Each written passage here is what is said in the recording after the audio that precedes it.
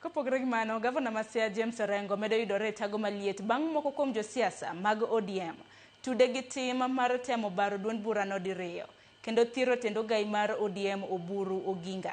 Kaka Steve Biko lero, jatelogo noseyo Orengo kuom romo manyocha obedo godo kod moko kuom jokanyo mag ODM magwacho ni kelo tungni ei ODM kendo thiro teko mar ogai margi Oburu Oginga.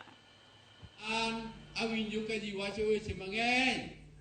Jomoko wacho ni Oburu ok losi an momo.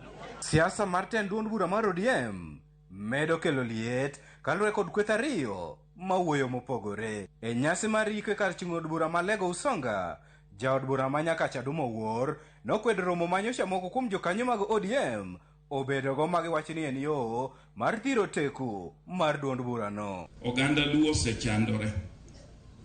To ji nyalo oli midhiri jomoko nude munya bedo jomaber mondo jo odhi ogore.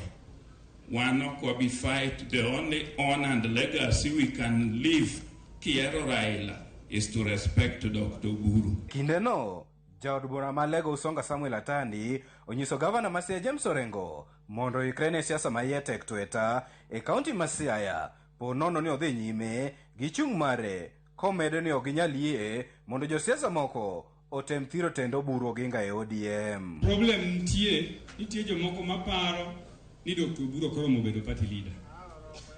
Ka gibedo godo ni jaduong' chonego wabol. Emomiyo yudo ka ginyalo bedo go audacity mar luongo bura moro kamora big to gigo picha to giwacho ni giyalo weche ODM. To burano daktari Oburu pok gipenjo, pok gi invite. Maga chaye.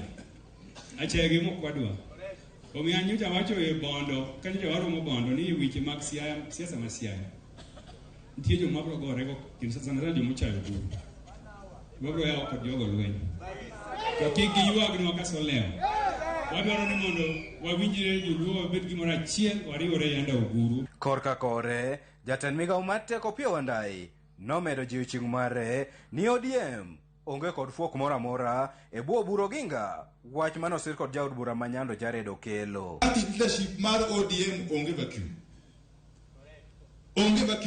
The matter of ODM party leadership was settled at the National Governing Council, acting on behalf of the National Delegates Conference. Komachielo, moko kuom jood bura mag ODM e kaunti ma Nairobi okwedo paro mar bago romo magala moro mong'ere kaka NDC masani isundo kod jotelo moko mag duond burano. Kane otelnegi kod jaod bura ma Makadara, George Aladwa, jotelo goramo ni duond burano ni kod ogai margi Dr. Oburu Oginga. Tunaambia Oburu asiogope mtu wote. Tunajua kuna watu wanapewa pesa kuongwa wakuja haribu chama yetu. Hata election ya NDC kita leo ya ODM, our party leader atabaki Dr. Oburu Oginga.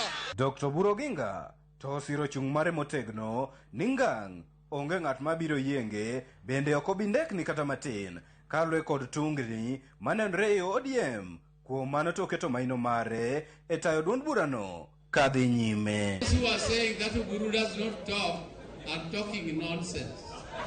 They are saying nonsense. Oburu can talk, and this broad-based arrangement,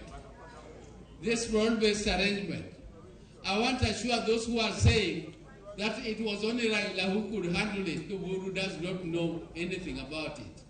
I want to tell them that all the meetings of the broad-based arrangement with Ruto, the chairman has been this man called Oburu Oginga before you here.